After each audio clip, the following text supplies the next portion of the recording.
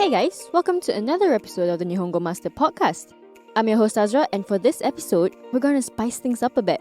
How's your Japanese language learning journey going? Everyone's on their own path at their own pace, and sometimes it can get pretty draggy when you're kind of stuck and don't know how else to improve yourself. How do you motivate yourself during those situations?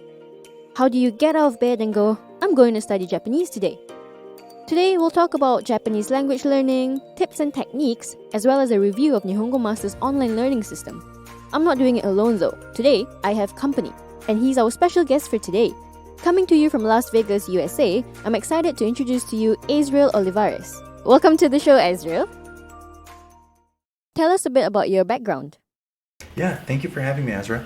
I'm really excited to be on this show. I'm a new fan of Nihongo Master, so I'm really humbled to be here. A little bit about myself. I live in Las Vegas right now.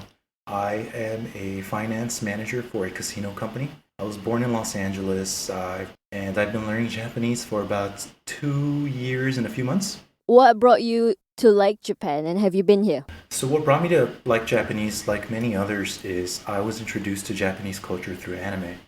And when I was a kid, we lived in a really bad neighborhood, and I was the oldest of five. I was a little fat kid, and to escape that reality, I wanted to escape to a different world. So my mom got us library cards, and from there I rented Studio Ghibli film Castle in the Sky, Tenku no Shiro Rapita, and from there I was transported to that beautiful world that was created by Hayao Miyazaki, and since then I ended up watching My Neighbor Totoro and other Studio Ghibli films. I believe I watched them all, and from there I kept falling in love with the characters, the development, the worlds that were created over there, all the glimpses of Japanese culture that I saw in the films, the foods, the way people talk to each other, the way people went to school over there. And from there, that got me to be interested into planning my first trip in Japan that I did in 2018. So how many times have you been to Japan? I've been to Japan twice and about 100 other times in my dreams.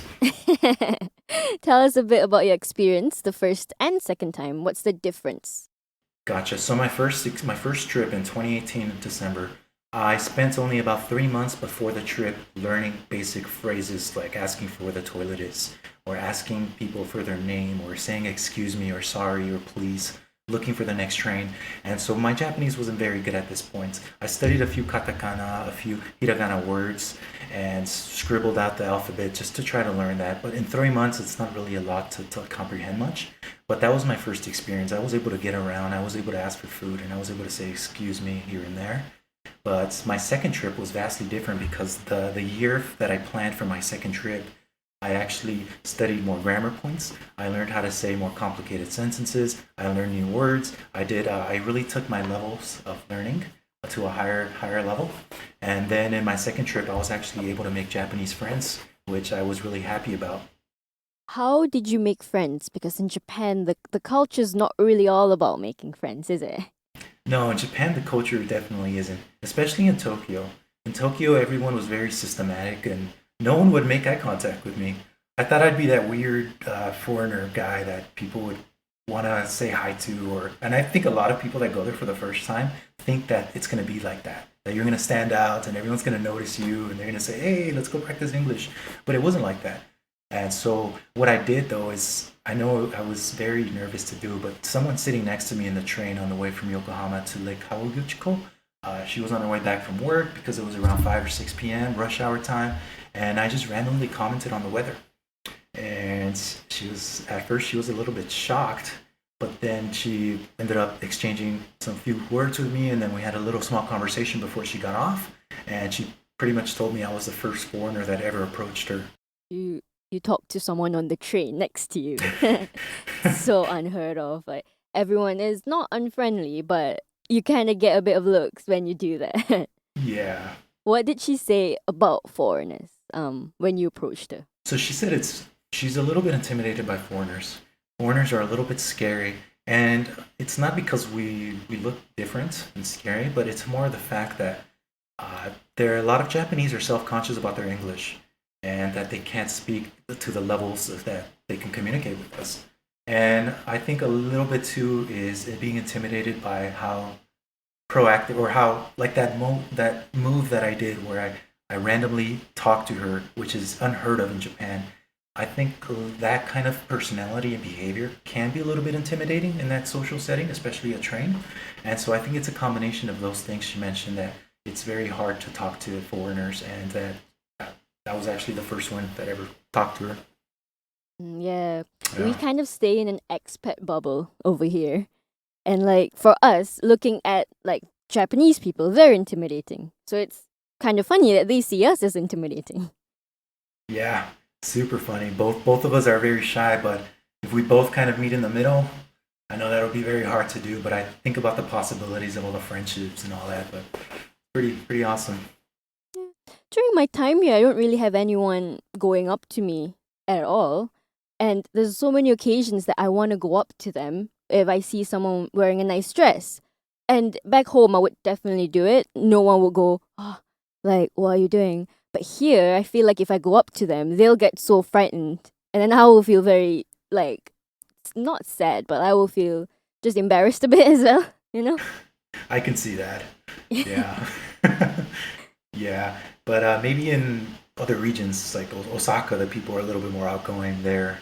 I don't know what's the reason for the big difference between Osaka, Kansai region and the other region, but completely different dynamics, in my opinion. Yeah, I 100% agree. I think the South, they're so much more friendly. Like Osaka, Okinawa, the culture is so much different. And I feel like only Tokyo is kind of very intense. And it might be because of the working culture, you know. Yeah. Definitely. So tell us a bit about the things that you have learned on your learning journey and what you want to learn. Yeah, so some of the things I've learned on my Japanese journey is that I can't know everything at once. Every day, I have to take every day by a little bit. I have to learn a little bit of words, a little bit of grammar, a little bit of sentence structures each day. And I have to accept the fact that Japanese is a long term journey. I'm not going to wake up tomorrow and be two, three times more fluent than I am today. It's going to be a little bit of progress, and just like working out and having a new goal to lose weight, if you keep checking in the mirror every day, you're not going to see the results that you want. And so it's better to just keep practicing, keep to a regiment, even if it's 10 minutes a day, which is how I started my journey in learning Japanese. Just 10 minutes a day, it's going to add up.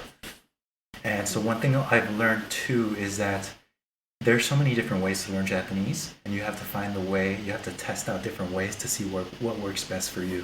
What was the one that works best for you?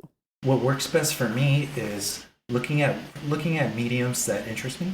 So it's kind of embarrassing, but I watched the full season of Terrace House with just Japanese, and at this point, I had already learned basic grammar structures.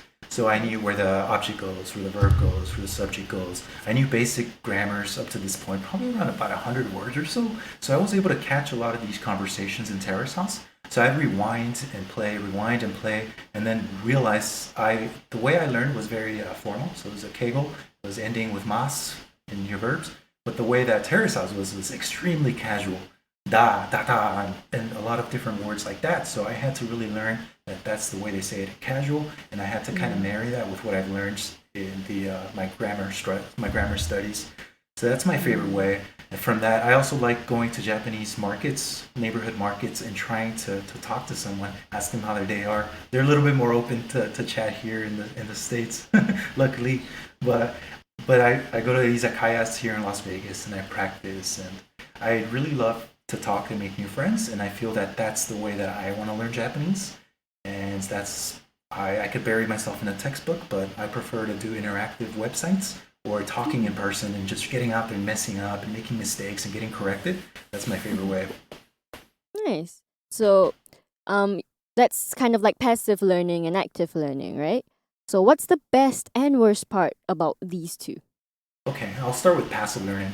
So the best part about passive learning is that it takes a little bit of, I guess, brain focus for you. I consider passive learning just putting on something that I'm listening to in the background, whether it be the NHK news, whether it be a Japanese conversation that's full Japanese, whether it just be some commercials in Japanese, or even listening to Japanese music, which I've learned to like a lot. And I think that your mind recognizes simple sentence structures, it recognizes words that are used a lot, and then So that was the positive parts about it, that it's little efforts. All you have to do is put something on and just be there and just be mindful.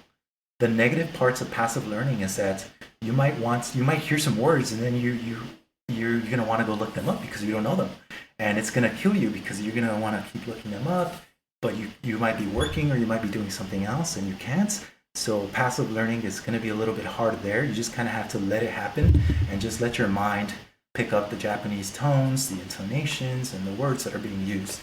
Whereas active learning, you have to focus more. You have to actually use your brain power to actively learn and question and learn new words and use different strategies to remember those words. Whether you draw pictures or whether you write them out 100 different times, or whether you create 10 sentences using each word, you have to actively do that. When I try to actively watch Japanese shows and drama, it takes me about an hour and a half or 2 hours to watch a 20-minute, 30-minute episode because I'm rewinding, I'm playing, I'm looking up the kanji, I'm saying why. And so that's the positive side of active learning, is that you're going to learn so much faster, and that's how you're truly going to level up your Japanese, is a combination of passive and active. But the downside, like I mentioned, is it takes time to invest. So you mentioned that you like to talk. Is that helpful to your learning journey? Yep. So at the start of COVID around March, I was afraid up to that point of talking with people. I was embarrassed that when someone talks to me, I can kind of understand them, but I felt embarrassed that it took me forever to think about the words and what word to say them, because I would think about them in English first, and then I would translate them in English in my head to Japanese, and then I'd put them in the right order, and then I'd speak it. Now I'm trying to just think about it in Japanese first, and then that kind of cuts out the delay. So what I did since March up until this point is do Italki Conversations with Japanese natives, 30-minute conversations. So I've had about 20 or 25 of them. And with the little Japanese I knew, I went ahead and started it. My first conversation was introducing myself, asking where they live, what they do, how they became a teacher. And then after those points, I would kind of not know what else to say. So then they would ask me stuff, and I'd ask them, hey, how do I ask you if you have any kids or if you have any dogs? And then they tell you, oh, dubutsu o katteimasu ka, or stuff like that. And then I would learn that, and then I take it to my next conversation, and I know how to say that now, and I learn different variations of that. And right now, up to the 20-something talk I've gone through a lot of conversations. I can get further and further in each conversation and really comprehend a little bit better. And I feel that way has helped my growth a lot more.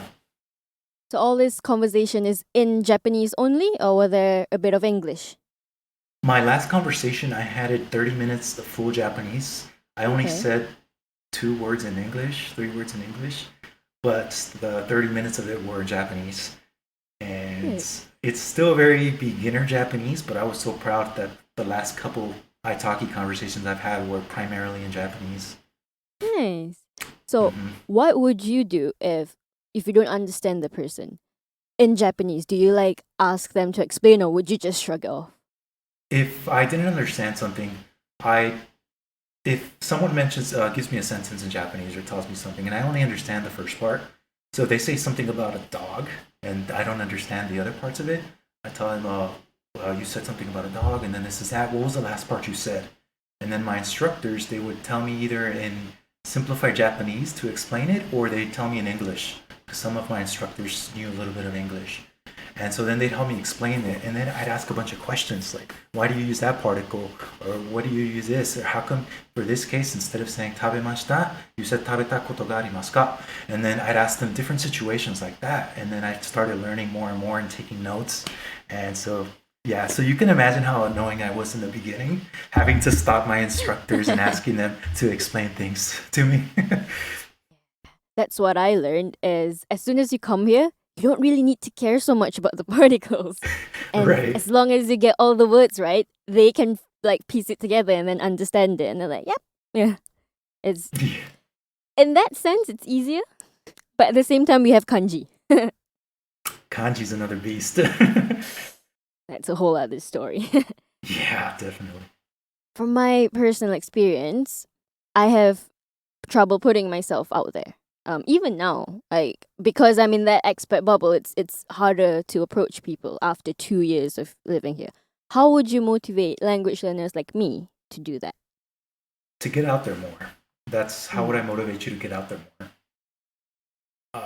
Well, I would encourage you to first actually find a community of others that are either beginners as well or are learning Japanese and are teaching others Japanese. These kind of communities can be whether they can be on a website you sign up on, they can be on a local meetup group, they can be, in my case, my best friend Eddie. I got him to start learning Japanese after our first trip. And so now he's at the point where him and I can kind of talk and we practice Japanese together. So I think if you want to create a situation like that, get someone that are close to you to start learning the language too, because it's a beautiful language. And then you'll have, it kind of sounds selfish, but you're creating a partner to practice with. And so that's what I kind of did with my friend. I joined the Vegas Kaiwa, which was a meetup group that I met every Thursday. At first, I just sat there and listened. But so what they would do is they would do 10 minutes of English only speaking, and then they would do the next 10 minutes Japanese only. During the Japanese only, I just sat there and had a puzzled look on my face the whole time.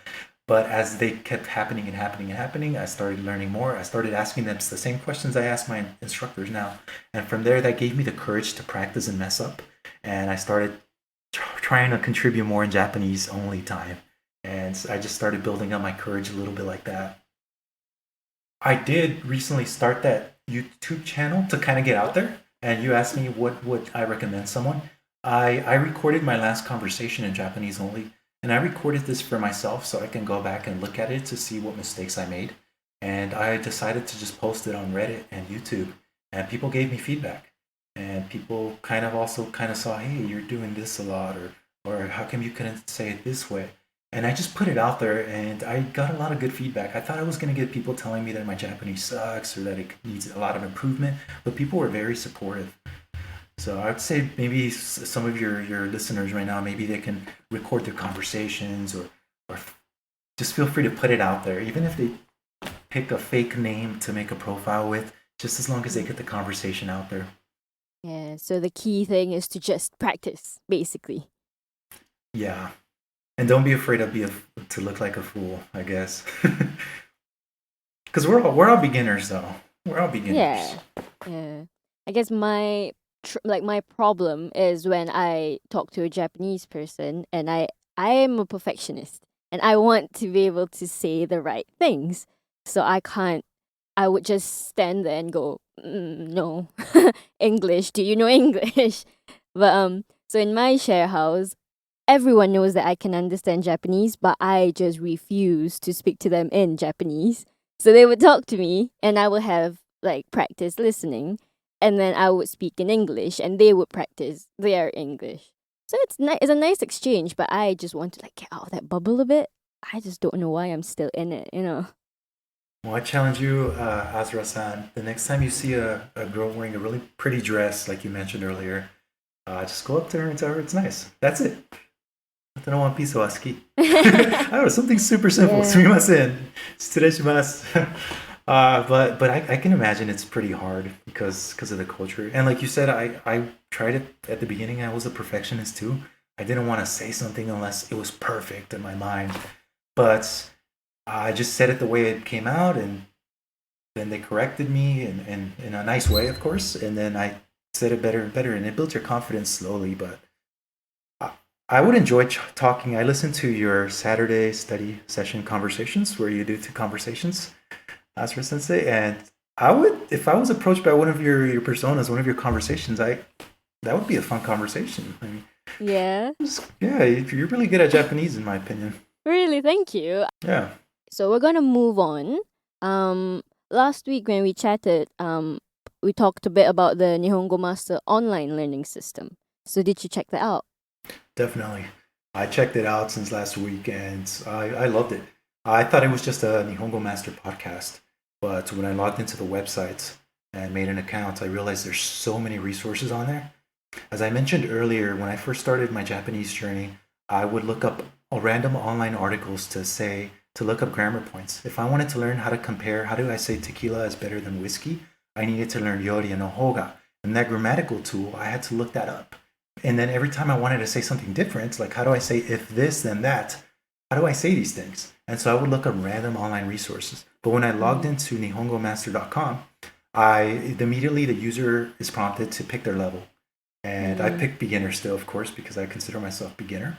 And then from the beginner tools, you see a list of what you have to do in your lessons. So you have a lesson, and then you have a drill that comes right after the lesson that's going to drill all the elements, all the words, all the phrases you learned in the lesson. And then some of them, there's quizzes at the end. And what I learned from Nihongo Master is that all your lessons are different. Some of the lessons are manga sheets, comic books. And so on some of these, they're really interesting to read the comic books. And then at the very bottom, it tells you the vocabs and it breaks down the dialogue. And it even has an audio portion of the dialogue so you can practice listening. And the way the lessons are structured is exactly what I would Google when I'm looking up a grammatical point. One of them tells me, one of the lessons is called, how do you say something possessive, or no particle. And then I click on the lesson and it breaks it down easily. So that's one of the things I really love about Nihongo Master is that instead of you having to search all over the place for your next grammar points or for your next thing that you have to learn in Japanese, everything's already here and it's already a track. It has a percentage. I know us human beings, we like progress. And so you complete that lesson, it shows you 1%, complete a few more, you're at that 5%, and then that kind of builds momentum, and human beings love seeing progress. So I think that's a super cool feature. And while I was doing that, I realized that I was getting badges. I was getting little badges here and there. And that I was like, what are these badges? And these badges are for different accomplishments. So you finish your first few lessons, you get a badge. You master your drills, you get a badge. And I think that's pretty awesome to keep people motivated. And what I also noticed is that I saw some people, other users, I can see what badges they were getting. And I was able to click on these users and see how long they've been studying for, what badges they have. I could even send them comments and tell them, hey, what did you think about this lesson? And so it's a pretty cool platform. So there's like that community system up in Exactly. Nihongo Master, yeah? You can even build teams. Yeah. So you can build teams with people that are, I saw a group on there, it was called the Swedish Weebs. And, and some other groups on there, but all these people, all these are like-minded individuals such as yourself and myself that want to learn Japanese. And what I also noticed too, actually a few months ago, I purchased a list of Japanese sentences and a Japanese kanji so I can write out the kanjis. I noticed that in Nihongo Master, there's a reference section for tools and there are practice sheets. And they're labeled different things like airport vocabs or shopping vocabs. And you click on them and they show you a bunch of kanji that are pertinent to that. And then you hit download sheet and then voila, it's just what I purchased a few months ago. And it's right there. You print it out, and I like to do it on my iPad where I put that on my iPad as a PDF and then I just practice on my kanji strokes for those words. So it's a pretty cool tool. It's very all compact, very organized. Exactly. All inclusive. I don't have to go anywhere else. I pair that up with Wanikani, and that's perfect for each day. I do a few lessons a day, a few drills, and I feel that I've done a good job's work. Otsukaresama deshita. Otsukaresama.